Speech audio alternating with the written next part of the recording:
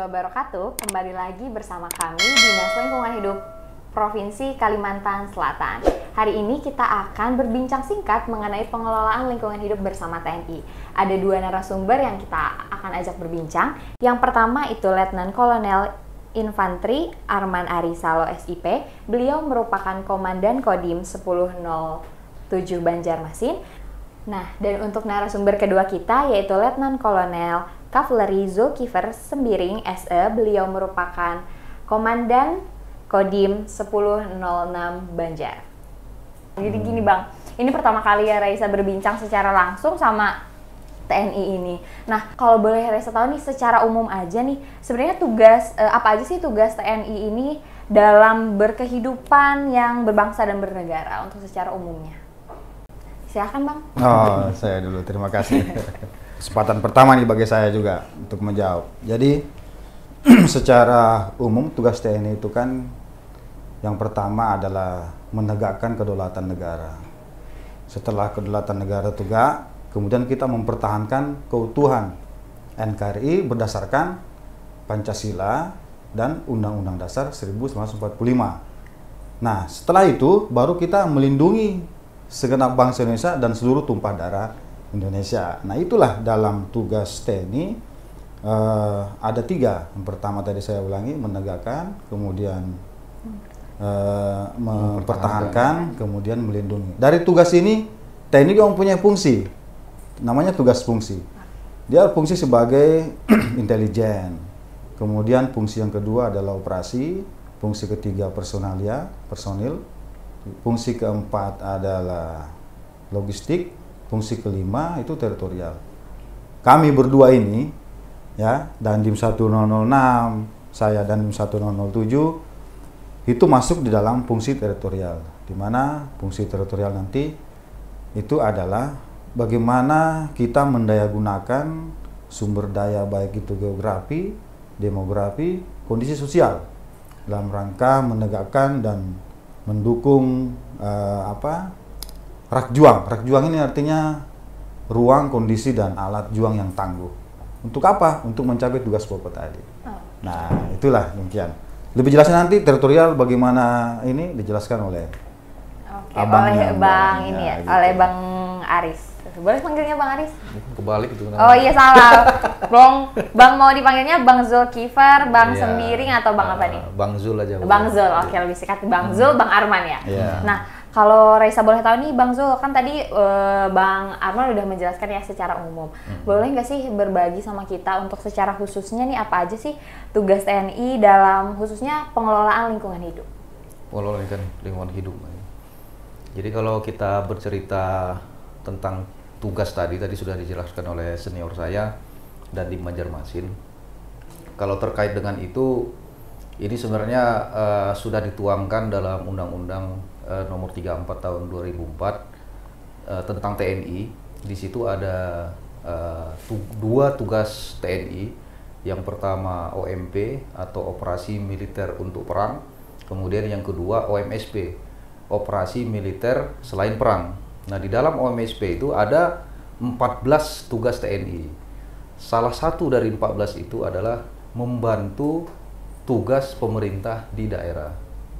Nah, disinilah kami hadir.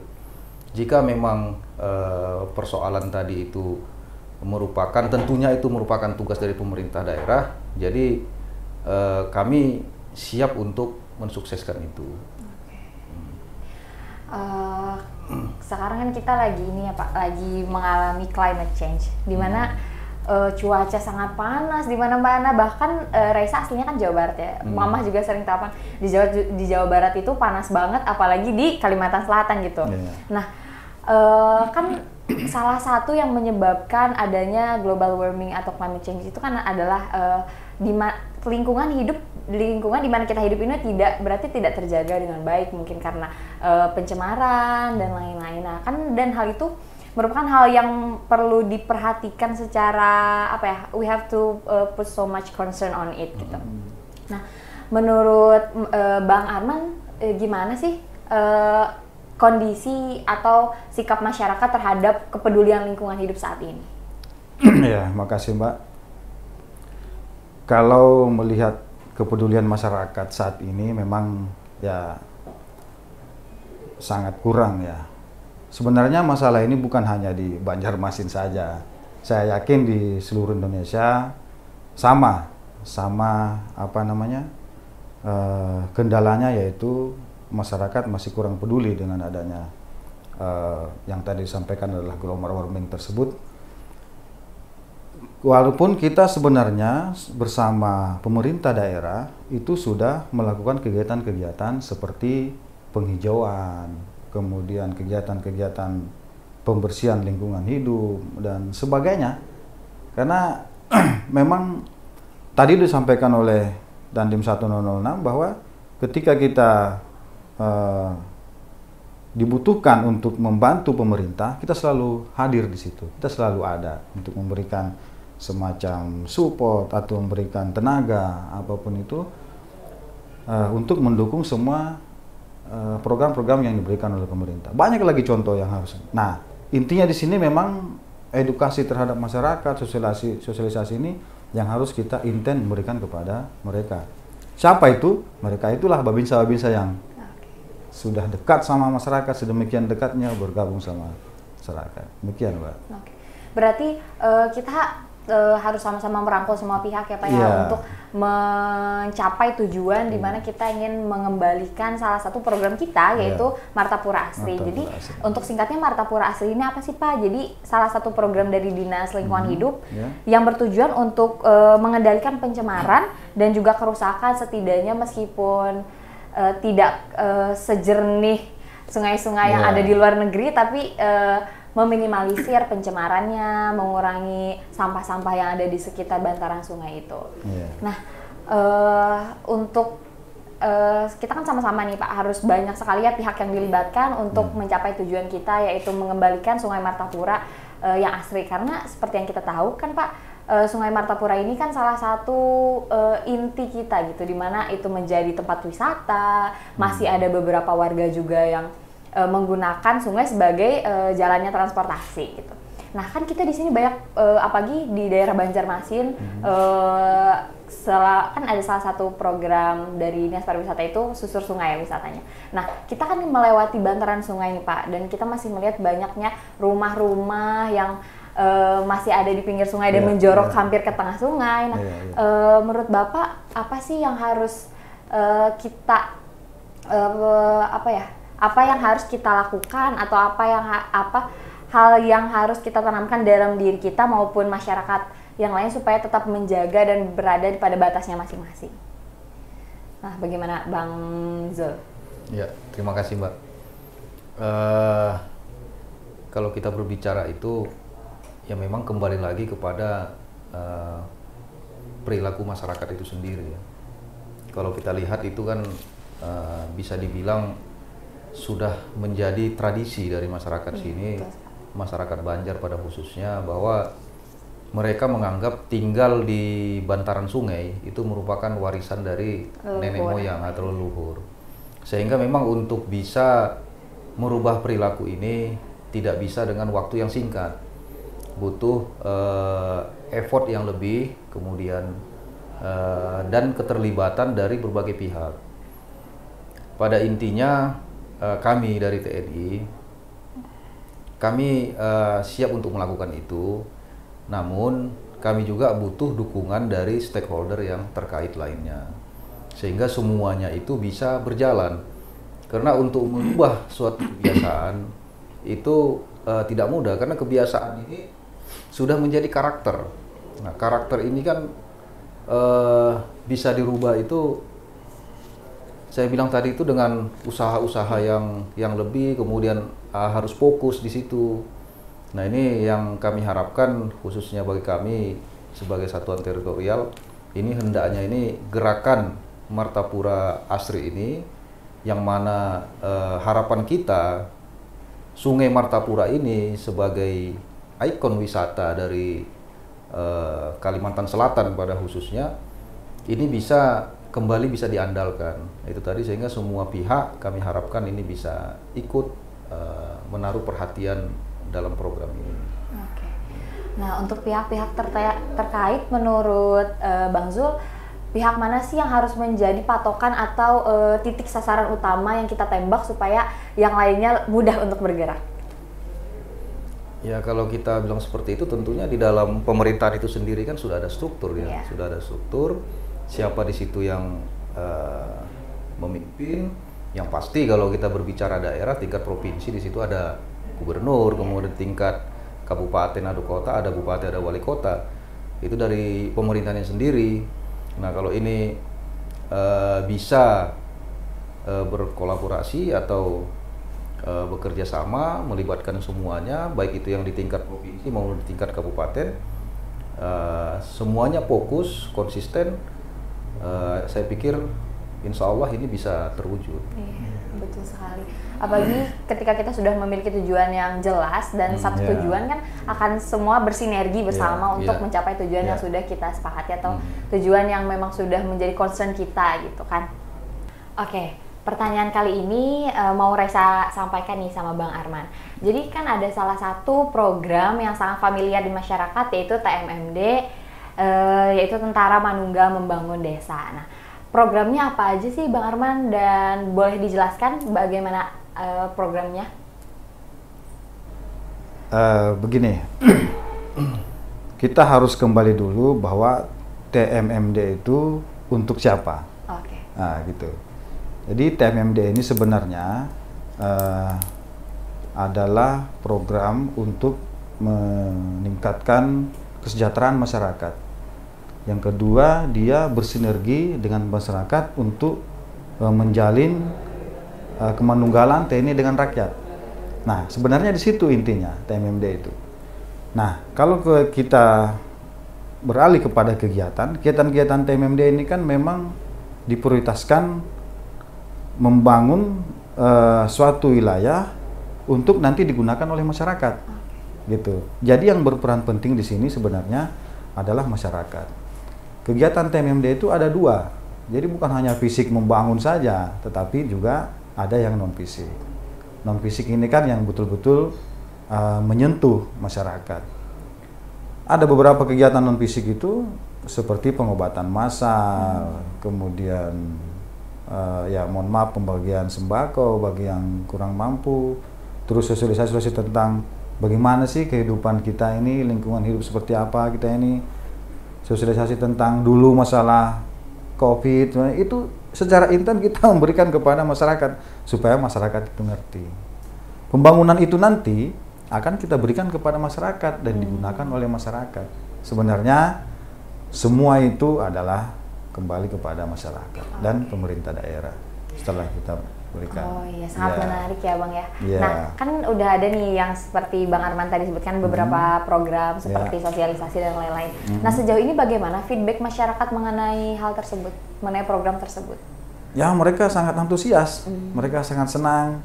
Bahkan, ya jujur saya katakan ada beberapa wilayah ataupun desa ketika kita datang tempatnya, Pak, ayo tempat saya lagi dong TMMD-nya. Kita berpindah lagi, Pak, kapan TMMD? Kapan TMMD, Pak? Semua mengeluh-elukan. Karena apa? Itu tadi kegiatan. Kita bahkan pasukan-pasukan yang melaksanakan kegiatan TMMD itu tidur bersama masyarakat, makan bersama masyarakat. Saking dekatnya kita, saking dekatnya Babinsa dengan masyarakat itu, kita lakukan hal yang seperti itu, positif. Dan mereka tidak mengeluarkan uang untuk itu. Kita sudah ada anggaran sendiri, ayo dong kita sama masak sini sama-sama, makan sama-sama. Jadi apa yang kita rasakan sama yang dirasakan oleh masyarakatnya yang ada di sekitar. Berarti untuk mengetahui karakteristik di mana kita berada, di lingkungan seperti apa kita ada, kita harus menjadi salah satu atau menjadi warga yang ada di situ, menjadi bagian dari mereka supaya kita paham, oh apa sih yang sebenarnya mereka inginkan dan cara pendekatan seperti apa yang ampuh gitu loh untuk menanamkan hal-hal yang ingin kita tanamkan kepada masyarakat itu sendiri. Intinya merebut mereka itu dengan sasaran non fisik, Mbak. Oke, non fisik. Kalau misalkan sasaran secara fisiknya itu bagaimana, Pak? Ya, pembangunan, jalan, apalagi pembedahan rumah. Oh iya, jadi kalau non fisik itu lebih ke memancing kepekaan masyarakat supaya ingin berpartisipasi dengan program yang sudah kita bentuk ya, Pak ya. Nah, seperti yang sudah disampaikan tadi oleh baik Bang Zul maupun Bang Arman kan ya, abang-abang ini sudah terjun langsung ke masyarakat sehingga lebih mengetahui dan lebih dekat dengan masyarakat, dan pasti ada banyak sekali, 1 atau 2 lah minimal keluhan atau masukan dari masyarakat seperti sebenarnya apa sih yang masyarakat butuhkan atau apa sih sebenarnya hal yang menurut mereka perlu diprioritaskan gitu. Nah, apakah pernah ada, dan kalaupun ada, bagaimana Bang Zul menanggapi hal itu? Baik, terima kasih Mbak ya. Jadi kita kembali tadi ke topik pembahasan kita. Ini tentang bagaimana upaya kita dalam mensukseskan program Martapura Asri tadi yang sudah digagas oleh pemerintah provinsi Kalimantan Selatan ini melalui Dinas Lingkungan Hidup. Terkait dengan hal tersebut, tadi pertanyaan Mbak tentang program TMMD. Jadi pada intinya program TMMD ini merupakan salah satu dari metode pembinaan teritorial yang dilaksanakan oleh Satuan Teritorial TNI Angkatan Darat. Memang berdasarkan pengalaman, jadi dari sejak dulu sampai saat ini, memang bisa kita bilang bahwa program TMMD ini merupakan salah satu program yang paling efektif dalam mengatasi kesulitan rakyat di wilayah. Kenapa? Karena dengan program TMMD ini kita benar-benar di situ mengedepankan bagaimana kita bekerja dan melibatkan dari masyarakat sekitar. Jika masyarakat sekitar situ sudah memiliki kesadaran dan ikut bekerja dengan kita, kemudian mengerjakan sesuatu kegiatan yang nanti manfaatnya adalah buat mereka sendiri, pastinya dalam waktu panjang hal ini kan menumbuhkan rasa bagi mereka untuk lebih menyayangi sesuatu yang sudah dihasilkan itu. Karena mereka ikut mencurahkan keringat untuk bersama-sama di situ, dan ada kenangan tersendiri mereka mengerjakan itu dengan TNI. Nah, sehingga inilah kami bilang salah satu program unggulan dari program pembinaan teritorial Angkatan Darat. Nah, kaitan dengan hal tersebut, kami bisa menawarkan bahwa program TMMD ini bisa diaplikasikan dalam mensukseskan program Martapura Asri ini. Bisa kita laksanakan itu. Karena dengan program TMMD ini kan seperti disampaikan senior saya tadi dan di 1007 Banjarmasin, bahwa pelaksanaan TMMD ini bukan hanya program fisik yang kita laksanakan, tapi juga program non fisik. Di mana program fisik tadi mungkin kalau dia kaitan dengan normalisasi sungai, kita bisa laksanakan normalisasi untuk program fisiknya. Ini bisa melibatkan dinas PU mungkin atau dinas pengairan. Kemudian ada juga sasaran non fisik. Sasaran non fisik ini bisa ada pengobatan gratis, bisa ada sosialisasi segala macam. Nah, ini bisa kita harapkan hasilnya nanti bisa menyentuh masyarakat itu sendiri. Kemudian di program PMD tadi sudah dijelaskan oleh senior saya, yang paling unik adalah anggota yang kita tugaskan melaksanakan TMMD itu kita wajibkan tidur di rumah-rumah warga. Tidur di sana, kemudian uang makan yang didukung oleh komando atas ini diserahkan ke masyarakat yang punya rumah. Jadi masyarakat yang punya rumah kita mintakan untuk memasakkan. Nanti kita makannya bersama. Nah, ini yang kenyataannya selama ini sangat efektif, sehingga komunikasi dengan masyarakat ini bisa terjalin lebih kepada kekeluargaan tadi, lebih intens. Jadi bukan hanya saat bekerja, tapi saat-saat istirahat maupun saat malam hari segala macam bisa berinteraksi dengan lebih aktif dengan masyarakat. Jadi itu keunggulan dari program TMMD ini. Jadi menyentuh ke segala bidang, kemudian melibatkan stakeholder yang terkait. Kira-kira demikian. Oke, nah jadi menarik hati masyarakat ini sangat penting ya, Bang ya. Apalagi kan masyarakat, ketika masyarakat berperan secara langsung, mereka akan merasa lebih menjaga lagi karena kan ini saya juga yang bekerja keras untuk ini, and I have to keep it gitu kan, keep it on track. Nah, jadi Bang, kan kita ada salah satu program yang tadi disebutkan yaitu Martapura Asli nih Bang Arman. Nah, jadi Martapura Asli ini diadaptasi dari programnya yang ada di Bandung yaitu Citarum Harum. Nah, menurut Bang Arman nih untuk selain kita mengadaptasi programnya, nah Iya. hal-hal apa aja sih yang harus kita perhatikan supaya program Martapura Asri ini dapat berjalan, tidak hanya berjalan on track tapi lebih cepat gitu loh. Nah, jadi seperti yang sudah kita bahas dari tadi, kita juga punya program Martapura Asri. Nah, dan Martapura Asri, nama program Martapura Asri ini kan kita adaptasi dari program yang ada di Bandung, yaitu Citarum Harum. Nah, selain programnya aja yang kita adaptasi, apa aja sih hal-hal yang harus kita perhatikan supaya kita tuh dapat menjalankan program ini tidak hanya keep it on track, tapi juga mempercepat jalannya program ini supaya program ini dapat berjalan dan kita juga cepat merasakan hasilnya. Nah, gimana Bang Arman, menurut Bang Arman? Oke. Saya rasa ini tidak semudah yang dibayangkan. Tidak semudah yang dibicarakan ya, Iya. apalagi kan ini prosesnya Artinya begini. lama. Mungkin kita pernah dengar dengan kata pentahelix. Pentahelix. Ya, pentahelix itu terdiri dari pemerintah itu sendiri, kemudian ada akademisi di situ di dalamnya, ada pengusaha, ada apa lagi? Jurnalis ya. Terus satu lagi itu adalah LSM ya, lembaga. Kalau kesemua ini bersatu ya untuk mewujudkan Martapura Asri, saya yakin ini bisa dilaksanakan dengan baik. Di samping itu juga edukasi, kemudian sosialisasi kepada masyarakat tentunya, untuk tidak membuang sampah sembarangan. Ya, bukan hanya masyarakat saja.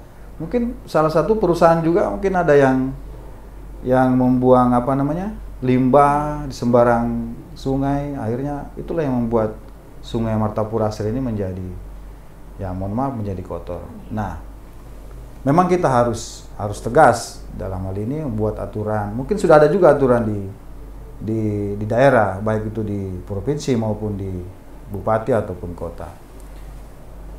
Namun kita harus keras dalam artian ya kita harus berbuat keras, kemudian melaksanakan aturan dengan keras.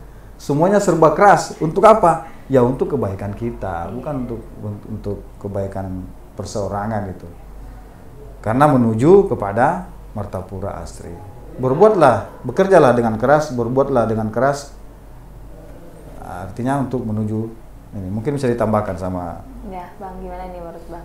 Iya. Untuk apalagi katanya Bang Zul ini memiliki pelaku langsung experience the best Iya. teacher. Jadi wah, ini experience yang menurut Bang Iya. Zul ini kayaknya dari Harus ditularkan. pembelajaran Citarum Harum ini yang harus diterapkan dan sangat efektif untuk menciptakan Sungai Martapura Asli ini apa aja sih gitu Bang? Ya, ya memang kalau kita bandingkan apple to apple antara program Citarum Harum dengan Martapura Asri, kalau Citarum Harum itu memang dia sudah menjadi proyek pemerintah pusat ya. Jadi perhatiannya itu sudah memang langsung dari pemerintah pusat, sehingga bisa dibilang gongnya kegiatan itu memang sudah sampai tingkat nasional. Namun kalau yang ada di sini Martapura Asri ini kan baru tingkat provinsi. Namun banyak hal yang bisa kita contoh di sana. Salah satunya tadi ya memang keterlibatan dari semua pihak yang terkait, baik itu dari tingkat provinsi maupun dari tingkat kabupaten atau kota. Kalau semuanya seperti saya sampaikan di awal tadi, semuanya fokus, kita satu visi, satu misi untuk ini, kemudian mengeluarkan semua kemampuan yang kita miliki, saya yakin ini bisa saja terwujud. Nah inilah butuh keseriusan menurut saya, karena kalau hanya kita bentuk satgas, kemudian yang melaksanakan, mengaplikasikan di lapangan yang sifatnya masih sepotong-sepotong, dalam sepotong-sepotong ini ya hanya satu titik, kemudian nanti beberapa minggu berikutnya lagi satu titik, itu tidak akan memberikan hasil yang signifikan. Apalagi kalau yang kita inginkan itu tadi merubah perilaku masyarakat tadi. Jadi masyarakat itu pun dengan melihat seperti itu, mereka itu tidak melihat effort yang luar biasa dari kita, sehingga sulit untuk bisa mengetuk hatinya mereka. Jadi butuh, saya bilang tadi, bisa dibilang ya gerakan inilah, gerakan yang gebrakan yang besar untuk ini kita fokus, kita libatkan mereka. Nah nanti harapannya dengan kita melakukan ini di masyarakat sendiri akan timbul kesadaran, sehingga nanti mereka akan membentuk Karang Taruna, penjaga kebersihan sungai, kemudian ada kelompok-kelompok pencinta kebersihan sungai segala macam. Itulah nanti harapannya yang bisa nanti kita bentuk, sehingga nanti begitu ini program ini selesai, mereka masih bisa memelihara itu secara swadaya, karena memang itu untuk kehidupan mereka sendiri. Karena kalau kita berbicara sampah ini, Mbak, kalau kita lihat suatu daerah itu lingkungannya kotor, ini kan langsung pasti timbul di benak kita, pasti lingkungan tersebut tidak sehat gitu kan. Nah kalau lingkungannya tidak sehat, nah yang tinggal di situ pasti tinggal di lingkungan tidak sehat dan pasti tidak sehat. Dan ini juga salah satu penyebab kenapa adanya tingginya angka stunting dari anak-anak kita. Ya salah satunya ini ya karena lingkungan yang tidak sehat tadi. Jadi ini bukan hanya PR-nya pemerintah, bukan hanya PR-nya TNI atau Polri, tapi ini merupakan PR-nya anak bangsa. Jadi kita semua. Iya. Jadi bagi pihak yang berwenang untuk menciptakan peraturan yang tegas, kemudian semua pelaku melaksanakan prosesnya secara konsisten, tetapi masyarakat juga harus diberikan diberikan terus-menerus anjuran-anjuran hal apa aja yang semestinya dilakukan, karena kan segala sesuatu yang kita lakukan pasti kembali ke masyarakat, karena kita juga bagian dari masyarakat. Oke. Untuk pertanyaan penutup. Nah, untuk Bang Arman dulu nih. Apa harapan Bang Arman terkait dengan pengelolaan lingkungan hidup di Banjarmasin? Ya, harapannya sih ada kerjasama ya antara semua stakeholder yang ada, sehingga Martapura Asri ini bisa berjalan sesuai dengan keinginan kita. Artinya sudah disebutkan tadi, Asri itu aman, bersih, kemudian rapi, indah. Nah seperti itu. Kemudian yang paling ini lagi harapan saya ya kembali kepada masyarakat. Saya selalu kembali ke masyarakat. Ayolah masyarakat ya, Banjarmasin seluruhnya, mari kita bersama-sama. Kalau istilah wali kota itu Banjarmasin, kita jawabnya apa? Banjarmasin Baiman, kita jawabnya Banjarmasin Barasi wal nyaman. Nah, ayo kita munculkan itu. Nah, tadi saya bilang, makanya harus ada kerja serius atau kerja keras, harus ada aturan yang keras atau aturan yang serius untuk menciptakan sesuatu sehingga ini berjalan dengan baik. Iya, semuanya ya. Kalau tidak ada efek jerah, masyarakat tidak akan sadar dengan aturan-aturan itu. Tapi kalau ada aturan yang keras, efek jerah di situ, nah, masyarakat wah bahaya ini ketika kita tidak melaksanakan. Nah, harapannya yang selanjutnya ya terbentuk itu tadi Martapura yang asri itu, yang bisa dibandingkan dengan Citarum Harum. Itu sih menurut saya. Terima kasih Bang Arman. Nah kalau untuk Bang Zul nih, apa harapan Bang Zul untuk pengelolaan lingkungan hidup yang ada di Banjar? Ya, tentunya yang menjadi harapan saya adalah terwujudnya harapan masyarakat, terwujudnya harapan dari pemerintah daerah. Saya sebagai anak bangsa juga sangat mengidamkan Sungai Martapura ini bisa menjadi ikonnya Kalimantan Selatan, bisa menjadi ikon wisata Kalimantan Selatan. Alangkah bangganya kita jika sungai ini bisa kembali seperti dulu, kemudian benar-benar bisa diandalkan sebagai ikon wisata tadi. Nah, kembali kepada satuan saya yang saya pimpin, saya juga selalu menekankan kepada anggota saya, khususnya para babinsa, bahwa tugas kita sebagai TNI di Satuan Teritorial ini memang harus benar-benar bisa dibilang memberikan segala pikiran, tenaga yang kita miliki ini atau kemampuan yang kita miliki ini ya untuk masyarakat. Sehingga anggota ini selalu saya tekankan untuk selalu bekerja dengan ikhlas.